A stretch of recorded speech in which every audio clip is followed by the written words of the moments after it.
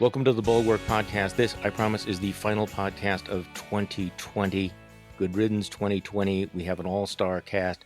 But before we jump into the highlights and lowlights of the year and maybe a little bit of predicting of the next year, just some of the sounds that are going to resonate from 2020, the immortal words of the President of the United States. We have a total of 15 cases. And again, when you have 15 people, and the 15 within a couple of days is going to be down to close to zero, that's a pretty good job we've done. Close.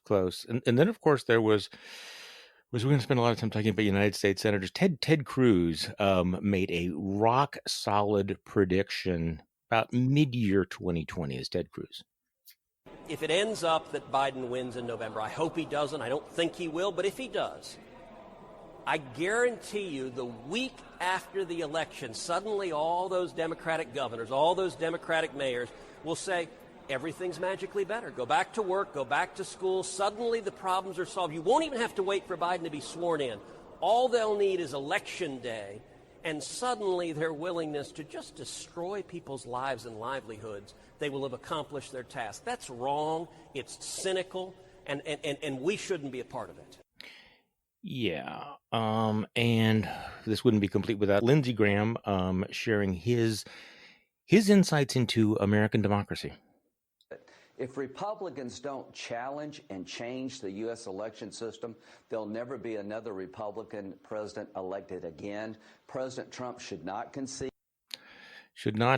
Okay, so for our year-end show, we have assembled the cast. Bill Kristol, JVL, Sarah Longwell, Tim Miller. I'm actually here.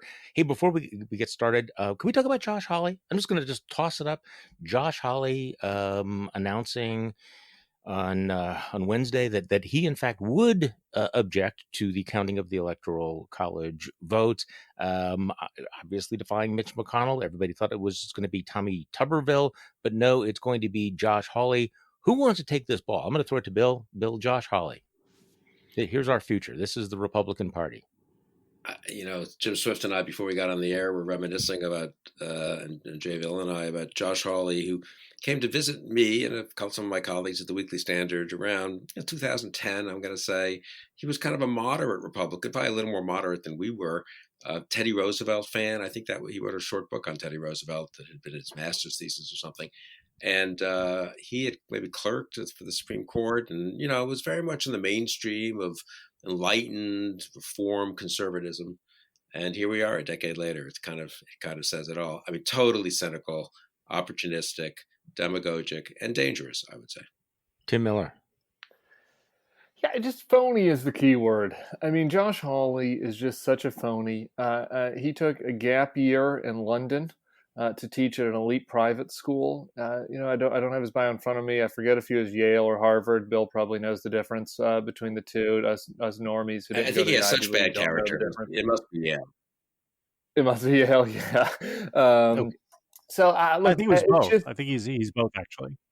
Oh yeah, well there you go. And spent some time out here in Silicon Valley. It's all a show. It's all an act. He knows what Section 230 actually does. He doesn't actually believe that what he's spreading as far as the anti-big tech stuff is concerned. He knows that Joe Biden won the election. That's why the statement that he put out was so tortured today. He just believes that the path forward is in this populist nationalist conservatism, and that if he can do what Donald Trump did and pretend to be on the side of the regular Joes, that none of that will matter. And so that's all it is. And so that's why I think he is among the most frustrating and the most dangerous. So JBL, you put out a newsletter yesterday saying we should be mad about this. And you had completed this just before Hawley decided that he was going to stand up and go, me. Yeah, what I love about this actually is that it is a total emasculation of Cocaine Mitch, right? This idea that Mitch McConnell would be able to exert power over senators in contradiction of the power of the voters, right? And so that he would be more powerful than Republican voters themselves was just a fantasy. And I was surprised that McConnell was so dumb as to push his chips into the center of the table and try to stop this thing from happening, because there was absolutely no way it was going to be possible. And, what is he going to do? Is he going to punish Josh Hawley, strip him of his committee assignments? No. And instead, what you're going to get is Katie bar the door. You're going to get a non-trivial number of Republican senators and a huge number of Republicans in the House voting to not accept the votes of the Electoral College. How many do you think it'll be? In the House, I think it will be at least half of the caucus. At least half. And in the Senate, a friend of mine said that he thinks it'll be about a third of the Senate, at least, is where he was going to set the over-under. 30? A third of the Republican caucus. Oh, okay. That feels a little too pessimistic to me. But then when you start going through and going line by line, I don't know, because these things have a momentum of their own, right? Because it's a show trial vote. There's nothing actually on the line. There's nothing that's going to happen, we hope. But these guys, are being told to go up and show their loyalty. And have we had a moment yet in which the Republican Party has surprised you by how willing it was to show Donald Trump the door and be disloyal to him? Because I haven't seen that.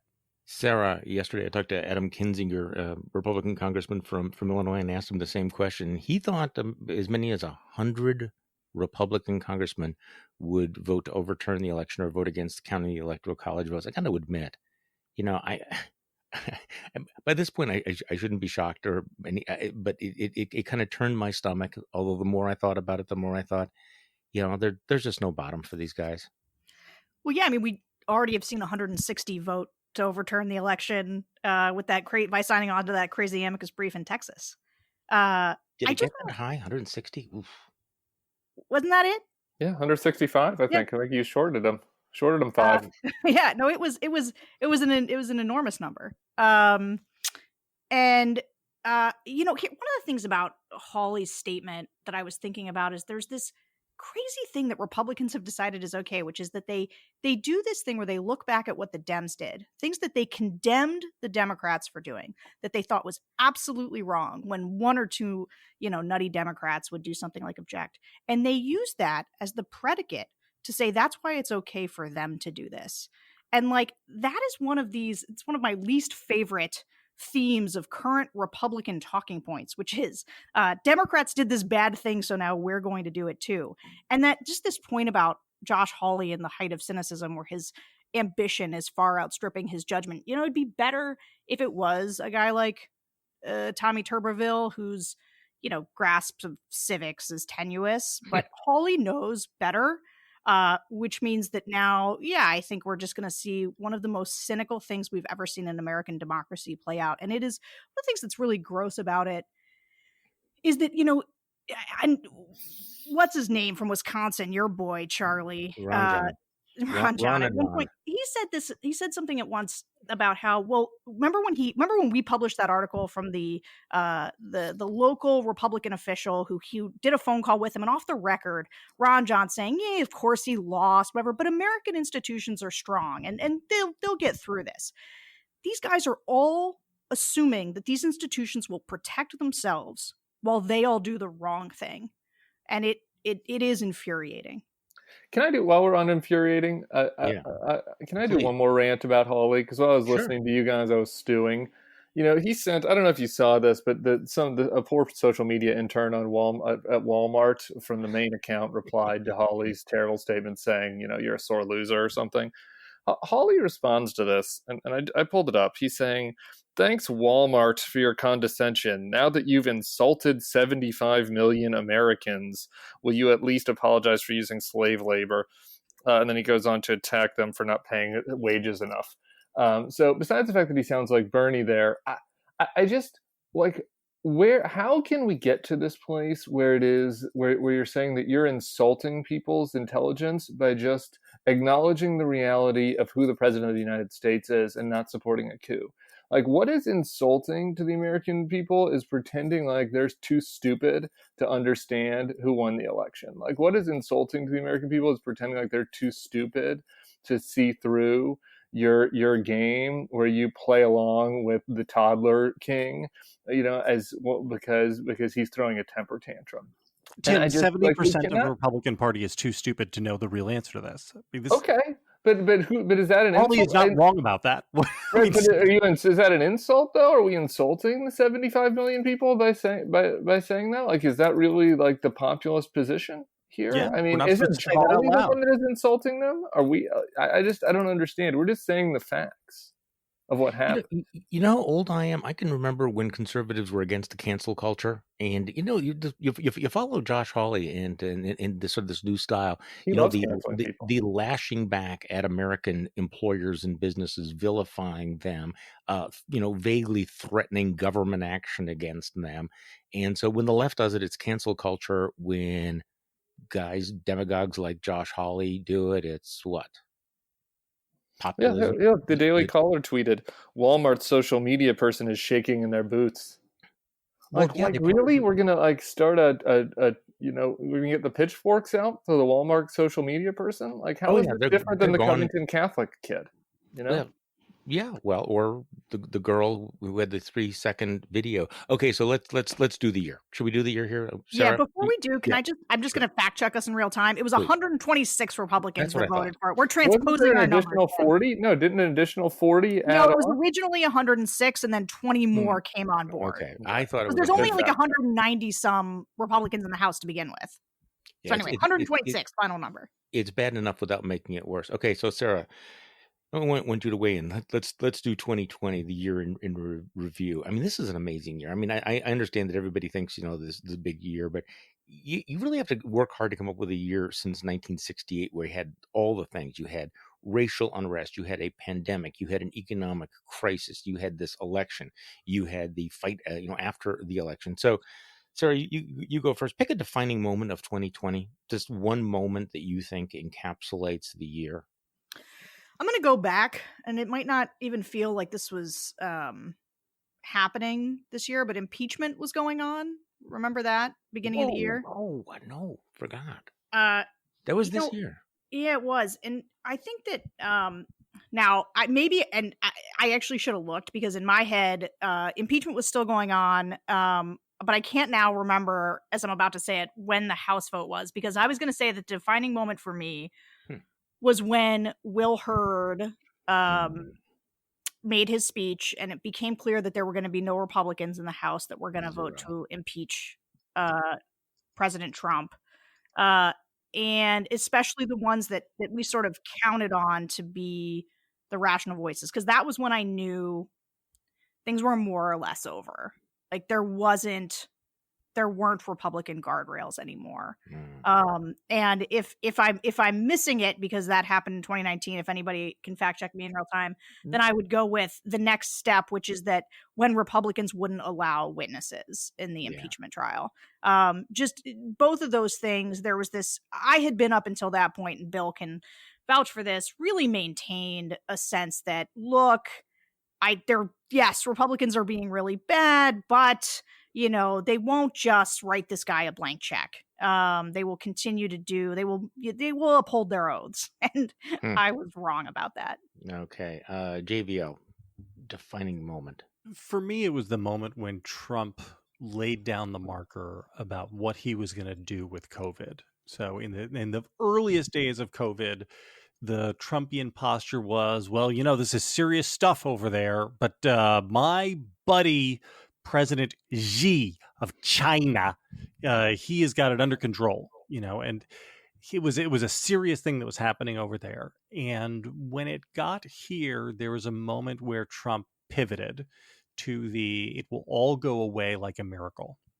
And that then became his stance. And that, I think, has to go down as the most irresponsible thing any president of the United States has done, maybe ever. Certainly since the advent of the Civil War or something like that.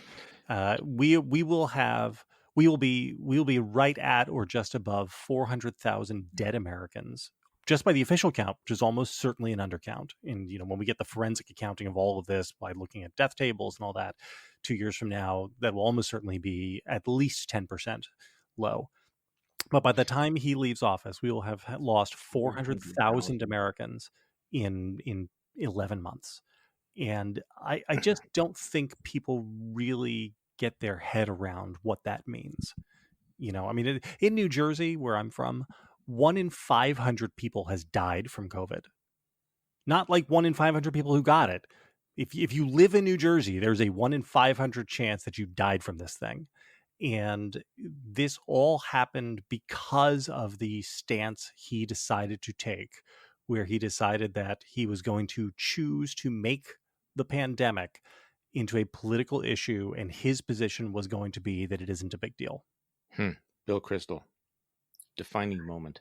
Yeah, I guess I'm where Sarah is. I think the House vote was in December, the end of December of 2019. But then the Romney speech in 2020, and was that February 6th, the one person who stood up and told the truth, and we all praised him as we should have. But in a way, what's most amazing is there was one of him, right? The senators have 6-year terms. They're much senior to the House members in so many ways. Several of them retiring, several of them you'd think looking to history. And as Sarah said, I think you can't even, not only didn't they vote to convict, they didn't even vote to have witnesses, and didn't even really condemn him.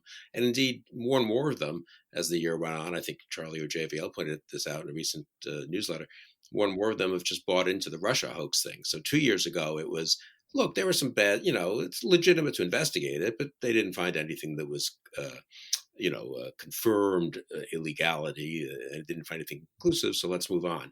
By now, the whole narrative among Republicans is basically to accept Trump's claim that it was a hoax. Not that it was, didn't quite prove what it might have proven to make him to disqualify him from holding office.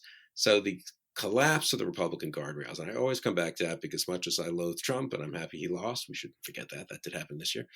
I mean, he couldn't have done nearly the damage he did do if the entire Republican Party hadn't gone along with him and enabled him, the Republican Party in Congress, and the almost entire conservative movement. That, for me, is the real lasting effect of 2020, unfortunately. Tim Miller. I think it has to be Trump getting the virus and then continuing to, go on his COVID super spreader tour. I just think, like, looking back on this 25 years from now, to think that we will have had this virus, as JVL just laid out, whatever it ends up being, 500,000 dead. The president acted as if it was a hoax, contracted it himself, had to be airlifted to the hospital, and then within days was out spreading the contagion with thousands of rabid fans screaming the entire time. I just think that kind of series of scenes over a week or two in October of an election year is what will stand out as something that encapsulates both the virus and the president's irresponsibility. Yeah, when I was making my notes for picking the defining moment, it was the moment where the president was holding the daily briefings and he suggested injecting bleach into people's bodies in order to kill COVID, which really sort of captured just the mind of Donald Trump, his lack of seriousness, the clownishness of the man. And I think it was one of those moments that convinced the American public that perhaps 4 more years of this would be a bad idea. And Bill mentioned this, but clearly the decisive defeat of Donald Trump, making him a one-term president, was certainly one of the defining moments of the year. Okay, so Tim, let's start with you on all of this. What were you most right about this year? What were you most wrong about? I've been wrong so much lately. I just have to say I was really right this year, pretty much. I had a couple of misses, but I think the thing that I was the most right about was Mike Bloomberg. I sniffed him out the second he, stuck his head out from New York. I think a lot of people had false hope about him. I knew that was DOA. I think I was right about, Trump's nature. We all were. I think everybody here, I can just say this for everybody, is right about Trump's nature. There's a lot of people who, thought he might take things seriously or change his nature at some point over the course of the year, given all the severity. And obviously he wasn't. I was worried about the thing to be worried about the election, which was the increased turnout there are a lot more, non-college white people in the country than people realize. The thing I was wrong about, I'm going to give away the secret. You told us these beforehand, so I had time to go find this text. I sent my friends this text after Bernie won Nevada. Bernie has a 95% chance of being the nominee, Biden 4%, field one. So I guess I was right. I guess I wasn't that wrong. Was Biden, but I certainly overestimated Bernie in that moment. What was your date? The date on that? That was February 22nd, I think. I didn't screenshot whatever the day. That Saturday of the Nevada caucus. I thought that Bernie had it, and I guess I also thought that I'd be able to go on a vacation by August or September, come March. A lot of us thought so. I was wrong about that too. I would say that one of the most important pieces we ever ran in the Bulwark was your piece that basically told the Democrats you have 11 days to turn this around. Otherwise, you're going to be stuck with Bernie Sanders. That was written 2 or 3 days after that text, where I thought Bernie was really close to winning. And then we know what happened. Bill Kristol, what were you most right about? What were you most wrong about? I don't know. I'm sure I was wrong about so many things. I hate to even sort them out, But just on that, if I can slightly evade the question, and on Tim's point, we're all. 2020 was a close run thing in the sense that it was not. I mean, Tim wasn't ridiculous being silly when he said it was 95% chance Bernie. Bernie had won or tied for victory in the first 3 caucuses, first 3 contests, Iowa, New Hampshire, Nevada. Biden had run fifth, 4th and 5th and 3rd or 4th, something like that. No one's ever won the nomination with that start. Biden came back and didn't just win South Carolina, but somehow just got such momentum that he blew everyone away in within a week or two. It's kind of amazing. So that was it was less inevitable than everyone now thinks that Biden was going to be the nominee or that Bernie wasn't going to be the nominee. And then secondly, it's much less inevitable that Biden won than people kind of like to remember, because for all the 7 million votes and all that, at the end of the day, it was small margins, and obviously Georgia, Arizona, and Wisconsin, and those 3, without those 3, it's 269, and Trump wins. So in the House, presumably. So the close run thing, what did Wellington say about Waterloo? A near run thing, I think. It was having an adequate outcome. And this is not, I don't think American democracy is in great shape and structurally sound and no problems ahead, but having even a fighting chance at something with a Biden presidency was not inevitable, and we came close to not having that. Sarah Longwell. So here, the thing that I feel like I was most right about was the idea that it was going to turn out to be suburban voters, sort of right-leaning independents, who were going to end up being decisive. It's the reason we built in a separate thing that we do, Republican voters against Trump. And ultimately, turnout was extraordinarily high on both sides. And the margins in a lot of these key swing states were a lot of these suburban right-leaning voters voting for Biden. And I think that was really important. And there's a reason that we focused on it. But in the same vein, I think one of the things that I was most wrong about was I really thought women were going to abandon Trump wholesale. And all of the polling going up through the election, I spent a lot of my time talking to women who voted for Trump in 2016 and who viewed him unfavorably. And I really thought that was going to be just have a cratering effect on Trump. And, obviously the suburbs did sort of shift away from him in key ways that cost him the election, but it was not the abandonment that I thought it was going to be. JVL. I don't know how to say this without sounding like an enormous jackass, but don't do it. Go right ahead.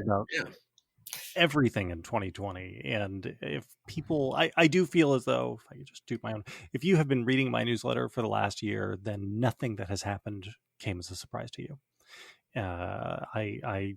I was very early on Biden the entire time. I wrote one piece saying that the Occam's razor version of this election is that Biden wins by 5 points, because that's sort of the natural gravity of the race. That's where we wound up being. I was right about how big COVID was. I was running around ringing the alarm bells in early February about this. I remember doing another show where I was being made fun of by my 2 co-hosts, talking about how all movie theaters in America were going to shut down, and it could be the death knell for the studio system and Hollywood as we know it. They were like, "Oh, come on, this is." And I said, "No, you don't understand how viral spread works." I was right about the politicization of COVID. Once Trump decided to say that it was going to all go away like a miracle, I said that he's fracturing the country along this line, and we're going to wind up with a much worse outcome in the pandemic than we have to. I was right about the death totals. I was very early on. I had a piece saying that when our number dead was still below 9/11, I wrote a piece saying that we could very, very easily wind up at a place where our total number of dead for the year 2020 winds up being more than 9/11 plus Korea plus Vietnam plus World War I. And we are absolutely going to be over that. I was right about Donald Trump losing. I was right about Donald Trump refusing to concede. Can and I please was right chime in about here? Republicans Can I going please chime along in? with his Do you whole have a wrong? charade. Do you have a wrong? Because I'm going to do your wrong for you. I do have. Okay, I want to hear yours, but I might have to add on to it because I agree you've been right a lot, but that was a really long list, so somebody's got to take you down a peg. So, but I want to hear your wrong first. So I have three things that I was wrong about. One was impeachment. I had thought that there would be a handful of Republicans. Mm-hmm. People who were leaving off, not people who were going to hang around, but the Will Hurds of the world, people who had no skin in the game, who would stake out a small anti-Trump outpost, just for nothing else, to make this as an Alamo for normal conservatives in the post-Trump world, and would try to create an off-ramp from Trumpism. And there was not anyone anywhere willing to do that. I did not fully understand exactly how bad the federal government's response to COVID could be. Which is to say, I did not appreciate how deep down into just the apparatus of the government Trumpism could leach, to the idea where you'd have guys like Fauci and Birx muzzled or sidelined, and you'd have the FDA and the CDC totally politicized. And I thought that the most likely outcome in the last 2 weeks was that the race was going to break open and wind up in a Trump landslide, because just the environmental factors. I thought the polarization can't be this deep that it turns out nothing matters, and that we'll wind up with the same outcome we would have had, had you run the race in January of 2020. And I was dead wrong about that. Like, we are dug into the point where 75 million Americans looked at mass death and economic destruction, looked at lying, looked at immorality, and said affirmatively, we want more of that. And I did not fully appreciate just how bad things were in this country as a political matter. Okay, Tim, does that satisfy you? Okay, yeah, no, the third one was what I was going to say. He was a little too bullish on the Biden landslide, and you also didn't know Colonel Sanders was a real person. But besides that, JVL got everything right this year, and people really should sign up for his newsletter. But yeah, Colonel Sanders was the other one. In terms of right and wrong, just a couple of small things. I guess the thing I was most wrong about is I really thought that the Trump stink would stick to the senators more. I didn't think that there would be the division between the presidential ballot and the down ballot the way that it turned out to be. So that was a mistake. I got one thing right and wrong at the same time early on. When there were the street riots, I was warning Democrats that you need to take this seriously. This is something that actually could work for Trump's behavior, for Trump's base, to turn out the base, particularly in small towns, in places like Wisconsin. It's a danger. So I was right about that. I was wrong to believe the conventional wisdom that somehow the law and order issue didn't work, because I do think that it worked. But guys, to step back a bit. Do you know what we were fundamentally, cosmically right about? I mean, we are sitting here in this, really, people, at the end of 2020, and could there be a more dramatic, more decisive vindication for never Trump than watching Trump's last few weeks in office? Is there any doubt? This is one where it's not just we were right. we were right from the beginning for years, and we have spent the last 4 or 5 years setting ourselves professionally on fire, saying this is a complete disaster. This man is a liar. He's a mendacious narcissist. He will lead the party and the country to the brink of ruin. And oh my God, it's almost painful how thoroughly the vindication has been. I mean, can we at least acknowledge that? It is really satisfying. It's I have to satisfying, admit it. but it's also like, God, I didn't want to be this right. You know what I'm saying? It's just like, oh, fuck. It is so bad. You know what though? It would be better if more of the people who now clearly know that we were right were out there admitting it, as opposed to simply writing op-eds saying this is horrible, this person's an existential threat to our democracy, without ever acknowledging that they blocked and tackled for this guy for the last 4 years and acted like this dude just showed up, acting like this just now. Sarah, I've got a name of a great therapist that will help you deal with this, and it's important to just acknowledge your correctness and your integrity internally and not need external validation for it. It's something I've been working through for about 5 years now. No, but here's the thing, Tim. I don't need them to tell me that I'm right. I need them to admit that they were wrong. Kind of the same. They're not the same. So this is we're talking about Rich Lowry again and the guys at National Review. we can actually, and the New York Post. All these guys who are like, this is really disgraceful. Like, yes, what did you think? Sarah, you and I both wrote a similar article. It's like, what did you think was going to happen? I mean, what did you imagine when you put this guy in office and you decided you were going to go on in and you were going to do all the anti stuff and all the whataboutism? What did you think was going to happen to this country? How did you think it was going to turn out? Please do not tell us now that you're shocked and appalled to realize that Donald Trump is exactly who he was when he came down the goddamn escalator back in 2015. So, hire the burn it all down guy and then be shocked things are on fire. Yeah, exactly. Okay, so JVL, I'm going to steal a question that you asked us during our last live cast, because maybe there's not a complete Venn diagram if people listen to this and watch the live, but it was such a good question. What was the best, most satisfying failure, departure, fall of 2020? And we've all addressed this, but I thought we'd go back to it. Yeah, I've had a lot of soul searching since we did this on the live cast, because I was concerned that we had left a lot of money on the table. Mm-hmm. We had bypassed some early, and I'm going to bring up somebody who was mentioned during the live cast anyway, though. Jerry Falwell Jr. That was my answer. It was your answer, but I'm here to say that you were more correct even than we gave you credit for being, and we all gave you 10s. I believe you got a perfect 10. Even the East German judge gave you a 10 on your answer. I did feel it was a mic drop moment. It wasn't just that he was deposed like the worst sort of authoritarian dictator within his own kingdom. It's that the mechanism of it made it obvious that he's actually a cuck in the literal sense. That this is a guy who just like gets off on watching his wife get boned by other dudes. And I don't know, like there's so much going on here. I mean, the whole Christian evangelical thing, the scam, the grift, the stupidity, the just everything, the MAGA Charlie Kirk connection. I mean, it's all right there, right? I mean, it's a one-man walking miniseries. Who would have imagined when they formed the Falkirk Center that within a year it would be Charlie Kirk who was embarrassed to be associated with Jerry Falwell, not the other way around?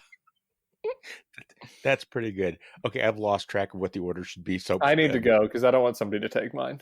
Okay, the obvious other one, and I had other people on the live stream stole it from me, and I don't think that they had the same passion that I do for the subject matter, and that is Stephen K. Bannon. Oh. I don't think that people appreciate just how the world was in the palm of Stephen Bannon's hand. He was the chairman of a racist blog. That was his job. He had a rich benefactor that was letting him live in a weird house on Capitol Hill that had a Lincoln bedroom replica in it, which is where he slept, I think. And that was his job. He had a bunch of weirdos that worked for him, and all of a sudden, the center of gravity within the Republican Party landed right there on top of that little embassy on Capitol Hill. And as chairman of Breitbart, he had shocking powers that you wouldn't even imagine. During the 2016 campaign and the primary, people said that Matt Boyle, who was his big reporter, was the most influential policy person on any campaign besides Jebs and John Kasich, because everybody just did whatever Breitbart wanted. Donald Trump didn't have a political operation. He fell into Bannon's lap. Bannon's theory of the case was Donald Trump's theory of the case. Donald Trump didn't know that, but he just had it instinctually. Bannon had a political framework around it. They win, shockingly. He goes into the White House. There's nobody in there that knows what the hell they're doing. He is the chief strategist for a president of the United States who is a literal puppet. Steve Bannon could have put anybody that he wanted in the White House. They could have signed any executive orders that he wanted. He could have done untold damage to the country. But he had one tragic flaw, and that was that he still wanted to be loved by the famous people. He still wanted to call Vanity Fair and get invited to parties and be featured in that one guy's book whose name I'm blanking on, Michael Wolff. And so he got on Trump. He wanted to be on the cover of Time. And so he got on Trump's bad side. He was out of there in like 8 Scaramucci's. He didn't hire anybody serious to do the Muslim ban to put it together. So it was a total crap show. And then he ends up getting jailed while on a Chinese businessman's yacht because he stole money for building a fake wall. Using the money of MAGA, of Breitbart readers and MAGA supporters. He stole their money and promised them to build a wall that he was never going to build, just like Donald Trump. I mean, this is just an epic collapse. He has a trial next year. He could be in jail for decades if he's found guilty of this. And he literally could have been the most, I cannot underscore this enough, the most powerful person in the world had he played his cards right. It fell in his lap, and instead, jail. It's so great. This is the second one where the scriptwriters really, really outdid themselves. I mean, they really tied together so many of the plot lines. Okay, so Bill Kristol, your most satisfying moment of Schadenfreude, I think, would be one way of putting this topic. I can't compete with those excellent there's more commentaries. And the real, you can hear in their voice the real Schadenfreude, the real and the fall of these despicable people. So that's good. I mean, I guess I'll just say Trump. I mean, at the end of the day, Trump lost re-election, which was very important for the country and very much very damaging to his ego for all the compensation he's now undergoing, and a good thing, something to enjoy. Sarah. This isn't what I said on the live cast, but I'm going to go with this one because it's a good one, which is Rudy Giuliani. Mm-hmm. And the thing was with Rudy, I read this guy's book. Like, I am just of that age where I was in college when 9/11 happened. I became fascinated by him as a figure. Thought he was, I wanted to work on his presidential campaign. I really, really was bought into him. And the way that he has embraced Trump, has been his biggest advocate, has really just, you watch him unraveling and spending all of his hard-earned credibility, squandering it on Trump. When he held his press conference and was trying to, pop the top off the Kraken with Sidney Powell, and he's sweating his hair dye all over the place, and he just is totally beclowning himself. I think that, look, I don't know what it is with people like who really do have great careers and then they just totally eat it for some reason. I don't know why, but he is one of the worst, and I cannot wait to usher him off the national stage. So that moment when we had the hair dye coming down his face was a couple of weeks after he had been humiliated in the Borat movie, for putting his hands down his pants, caught on camera. And that the Borat thing really doesn't make the top 5 most humiliating moments for Rudy Giuliani in 2020. That's the thing about Rudy. And you're right. And I know, I can't remember whether I said this on the podcast or the live stream. I can't remember sometimes what I've said and what I've just thought. Although at this point, having done more than 500 podcasts, I probably said everything I thought. But here's a guy. If he would have died in 20, right after 9/11, or in a couple of years after that, there'd be parks, there'd be schools, there'd be bridges named after him, there'd be airports named after him. We wouldn't be flying into LaGuardia, you'd be flying into Giuliani, right? And yet now the man is a complete joke. Okay, so there's a couple of other people whose names we'd throw out here. Wayne LaPierre, I think, needs to be sort of tossed into the hopper in terms of his, although he's still probably on the payroll. We had a couple of other folks like that too, but there were so many of these folks that figured they could get on the Trumpian grift and then realized that no, if your name isn't Trump, you can't get away with some of the same things. So Sarah, I think we have time to do all this good stuff here. So we talked about a defining moment of the year. And I think we get very close to getting to this, so I don't think we need to spend a lot of time on this. But is there any moment that you look back on and say that was the turning point moment of the year? That was the moment where everything that could have been, as Bill said, this was a near-run thing where it could have gone terribly wrong, but that was the moment that changed everything. Looking back now with the benefit of hindsight and just seeing how close the election was. Mm-hmm. I think that there were two things that, had they gone differently, Trump would have won.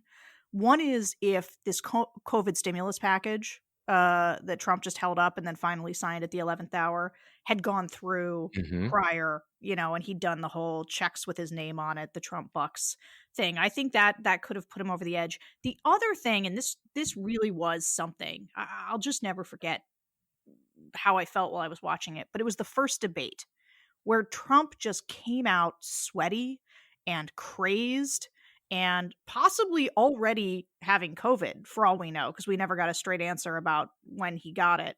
But I think that people were so horrified by his performance. Had he come out in the first debate the way that he did in the last debate, I'm not sure. I'm not sure how things would have gone. Tim Miller. I'm just going to give three quick ones. I don't think there's any reason to believe that anybody else besides Joe Biden would have certainly won. And so to that point, I go back to the Jim Clyburn, South Carolina, and then Pete and Amy. I appreciate the credit for my article, but it was really the actions of those other Democratic folks that followed through. And thank gosh they did. JVL kind of alluded to this earlier, but I just think that there's this pivot opportunity between Trump going nativist, anti-China, strong borders, strong on the China virus Trump, which has its own problems, but would have been much preferable to hoax hydroxychloroquine Trump. And so I think that was a turning point. I mean, he tried to have his cake and eat it too, really, but he pretty much settled on the hoax side of that equation, which I think were the two realistic options given the president that we had. And then I did think the other thing that I mentioned, I don't know that it had electoral impact, but just culturally speaking, I just think it would be remiss to not mention the Floyd and Breonna Taylor protests. I think that they had will have a long-lasting political, effect frankly on both sides of sort of the younger voters' engagement into the process. And then I think what resulted in this kind of defund the police, and I think kind of radicalizing some elements of the opposition against it, unfortunately. Yeah. So I think that those are the three that I would look at. So JVL turning point. I've already said that I think that Jim Clyburn moment in South Carolina, everything is different. If Biden doesn't win South Carolina, this whole year story is different. But it wouldn't change necessarily the trajectory of the coronavirus, which you mentioned. So. There's obviously but your take.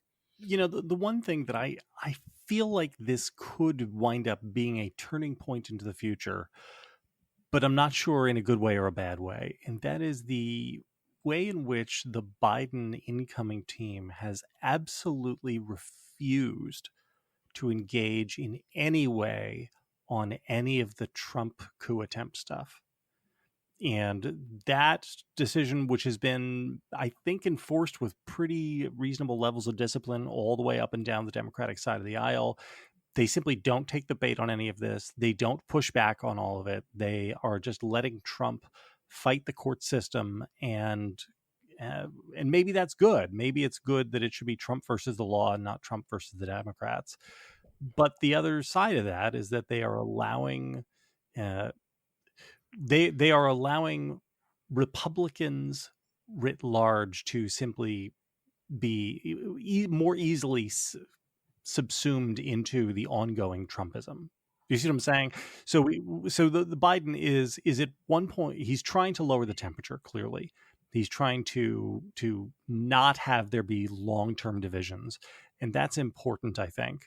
But I do wonder if the flip side of that could be that at some point, if you don't push back against these things, they just get into the groundwater in ways that that you can't fight.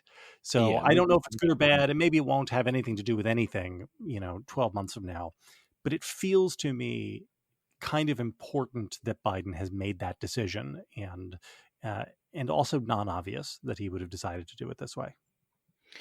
This in terms of turning points, also the refusal of the president and the refusal of Republicans to acknowledge the victory early on, and they thought, well, let's give him a little bit of space to work through it.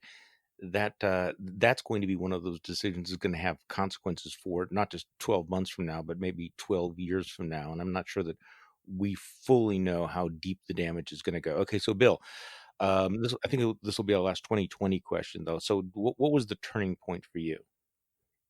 Yeah, I think you guys have covered that thoroughly, and I don't have anything brilliant to add. So let's go to 2021.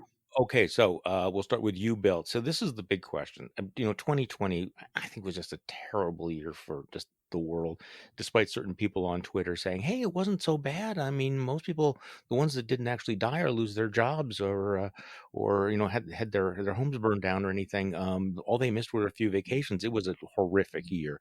So the question is 2021 going to be better?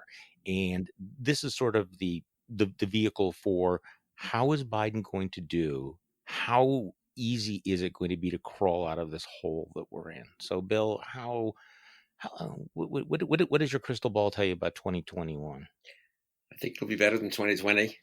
That's a low bar. Though I don't know. Of course you say that, and of course you immediately think of all the really horrible things that could happen, and you hate to even make a prediction like that because those kinds of predictions are so often wrong, and history surprises one so much. But no, I think he will do. I think we have a decent chance of coming out of the COVID nightmare by the summer, and the economy will pick up again. And I think and hope really that Biden is a reasonably successful president, especially for those first 6-9 months. It'd be very good for the country. One minor thing that's going to be extremely annoying in 2021, however, and I was thinking about this in terms of Hawley.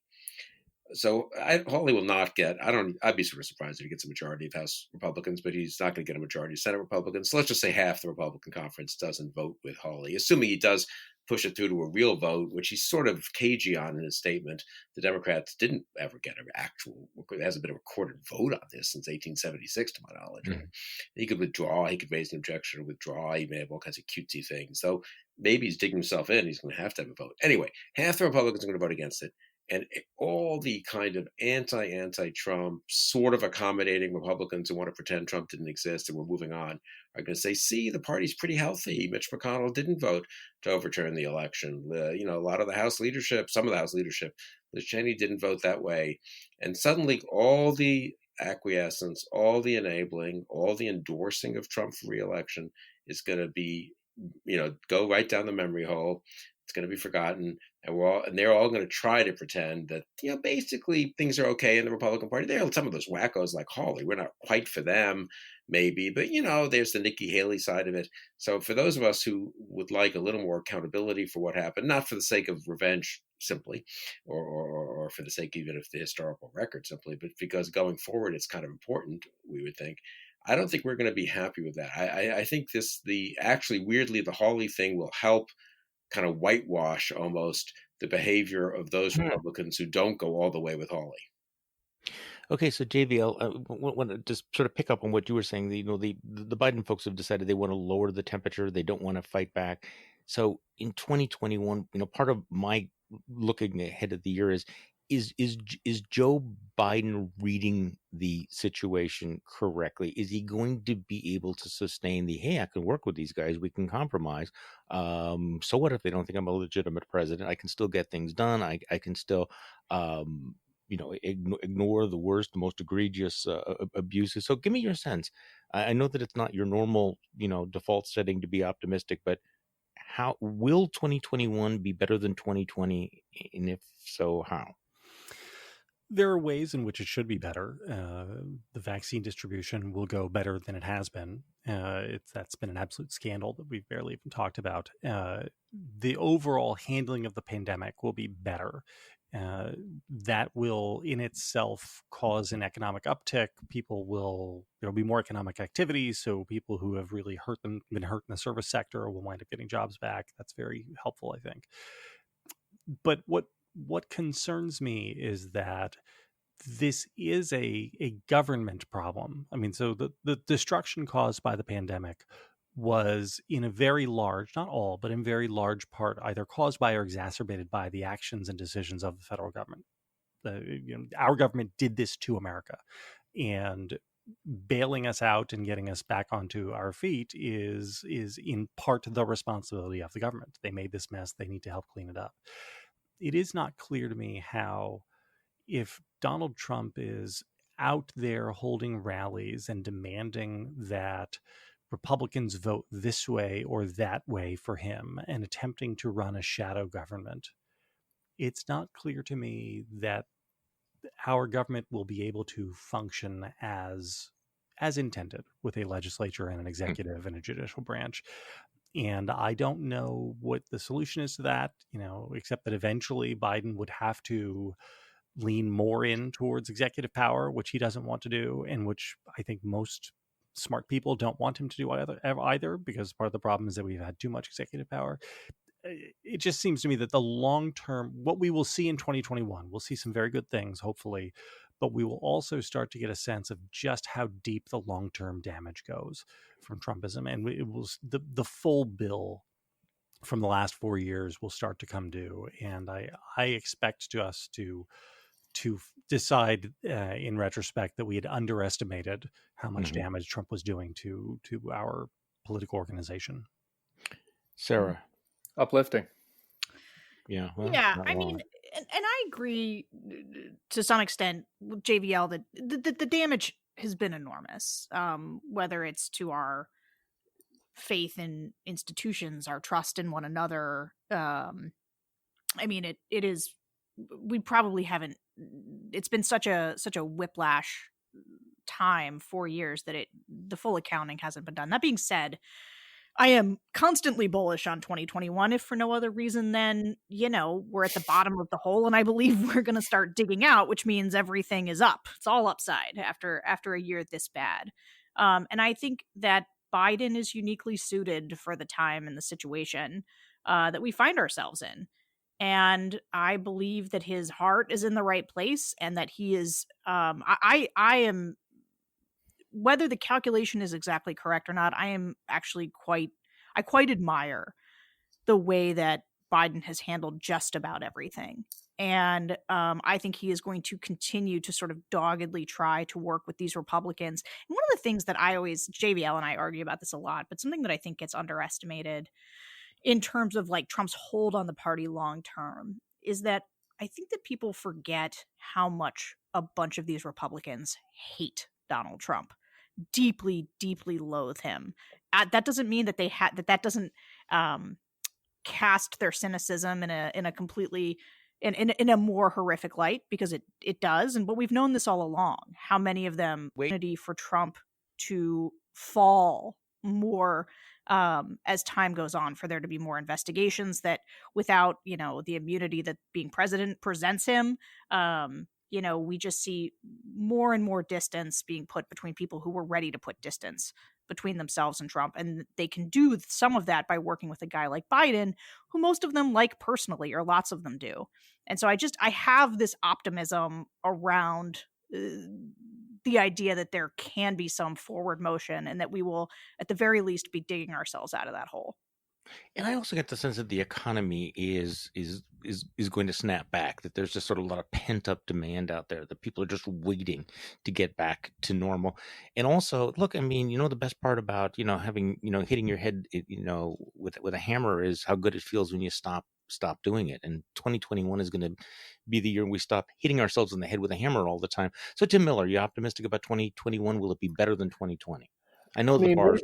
Donald Trump isn't going to be the freaking president of the United States, so it's got to be a little bit better. Yeah, you get 99 problems, but he's not one of them. My So, friend John McCain, all of our friends, used to misquote Mao. He'd say that it's always darkest before it gets pitch black. He liked that dour note. Mao actually said it's always darkest before the dawn. So I don't know if we'll find McCain or Mao to be more prescient on 2021. But I mean, I think that JVL's point is right, that the underlying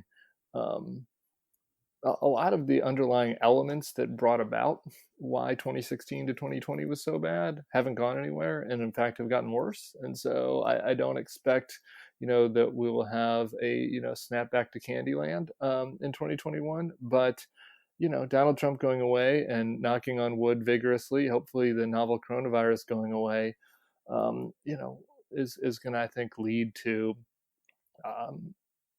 at least a period of respite for all of us. Yeah.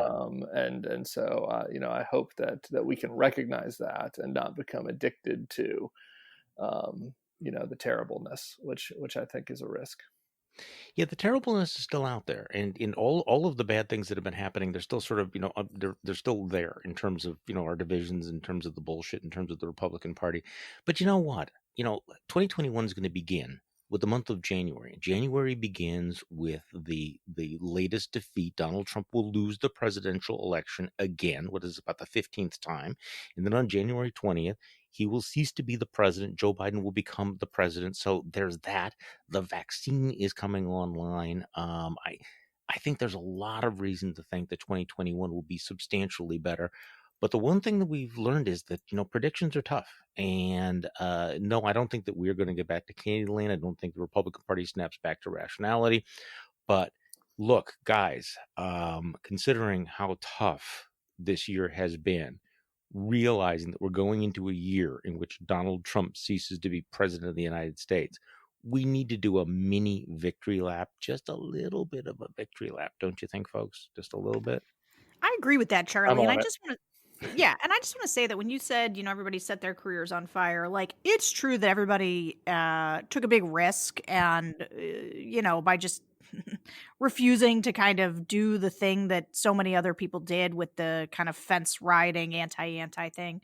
But at this point, I'd like to think that fire that everybody set their career on is like the fire emoji on Twitter, because, this podcast is just an enormous smashing success, as are all of you and the publication in general. So I feel great about that.